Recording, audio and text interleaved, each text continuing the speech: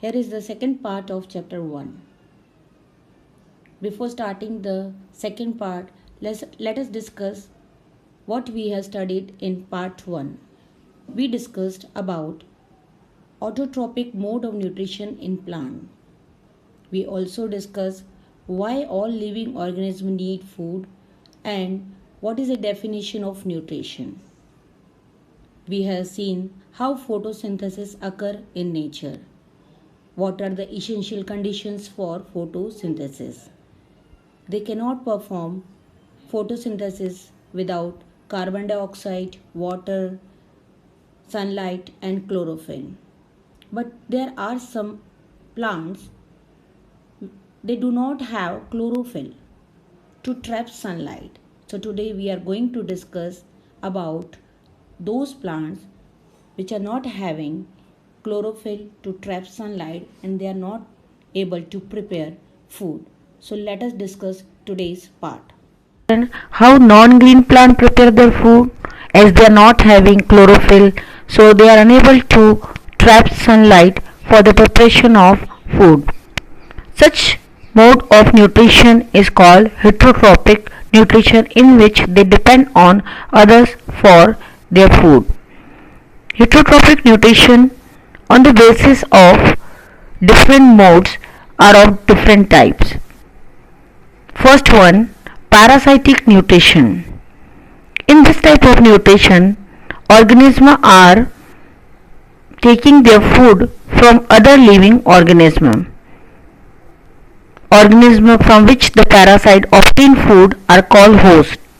To suck food from the body of host, parasitic plant develop special sucking roots called hostoria, which penetrates into the tissue of root or stem of host plant and suck food from there. Example, Cuscuta. It is the common dodder plant with highly branched golden yellow leafless stem without normal root. Its golden yellow stem is thread-like and it twines around the stem of the host, growing as a climber. The twining stem of Cuscuta develops special roots, the hostoria, where it comes in close contact with the host. These hostoria penetrates into the stem of green host and help the parasite in sucking food from it. Cuscuta being non-green, leafless, without normal roots, obtain its entire food, that is solid food or water and mineral, from host, hence it is a total parasite. There is one more special type of nutrition that can be seen in insectivorous plant. Insectivorous plant are the example of both autotrophic and heterotrophic type of nutrition. As they have chlorophyll in their leaves, they prepare their own food with the help of photosynthesis. And they grow in nitrogen deficient soil. So to get the nitrogen, they eat insect and get the nitrogen from them. As we know, nitrogen is required for preparation of protein. There are many examples of insectivorous plant. Let's discuss the example of insectivorous plant. First one is pitcher plant. In this, the leaf is modified into pitcher-like structure with a lid at its tip. Below the mouth, the inside of the pitcher is covered with downward pointing hair, which do not allow the captured insect from escaping. The base of pitcher is covered with gland secreting digestive juices. The digestive juices get collected at the base in the pitcher.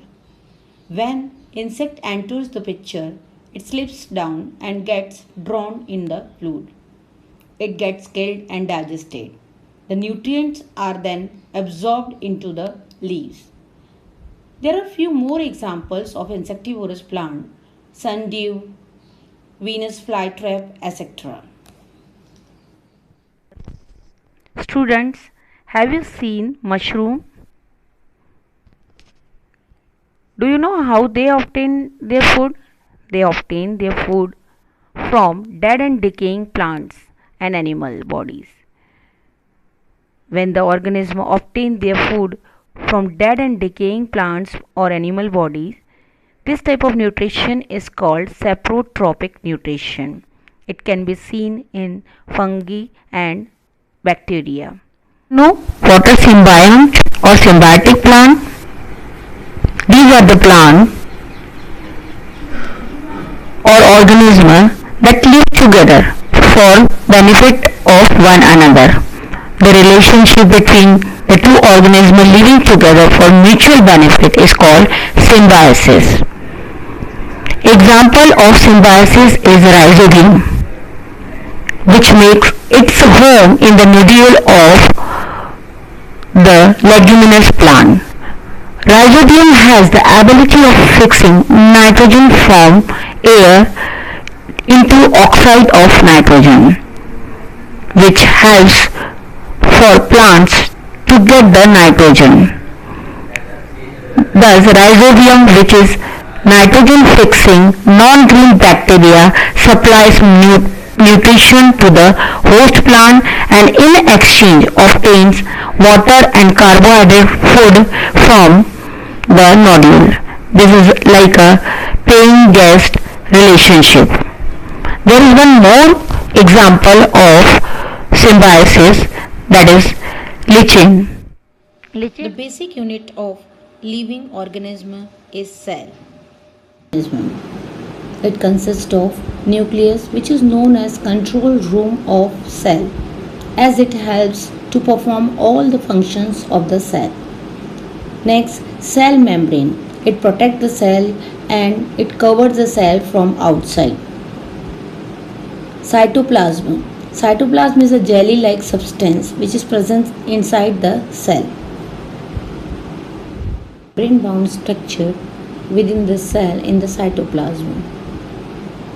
They perform different functions in the cell.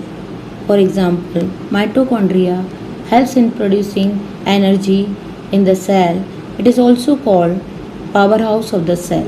Endoplasmic reticulum help in synthesis of protein and lipid. Golgi complex help to modify packages and transport protein.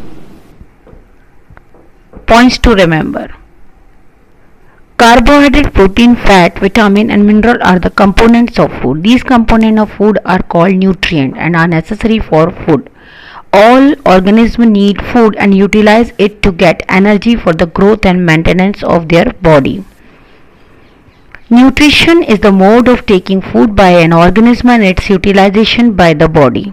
The mode of nutrition in which organisms make food themselves from simple substances is called autotrophic nutrition. Green plants are called autotrophs as they synthesize their own food by using water, carbon dioxide and mineral. The mode of nutrition in which organisms depend on others for their food is called heterotrophic nutrition. A few plants and all animals are depend on others for their food, so they are called heterotrophs. Leaves are the food factories of plant. Leaves have tiny pores present on their surface called stomata. Stomata are surrounded by guard cell. The leaves have a green pigment called chlorophyll. It helps leaves to capture the solar energy. There are some questions for you, brainstorming questions to try to solve at your own.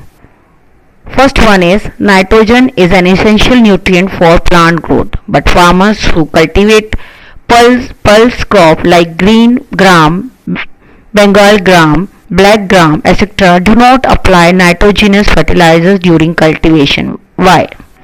Second, wheat dough, if left in the open, after a few days starts to emit a foul smell and becomes unfit for use. Give reason.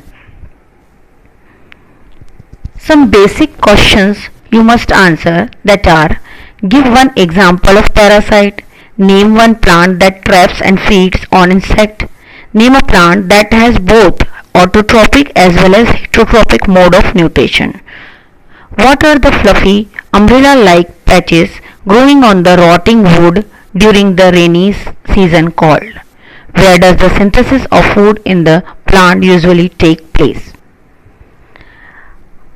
After going through the chapter, you might have learned many concepts. In next part, we will be sending you some questions and worksheets. Have a nice day ahead.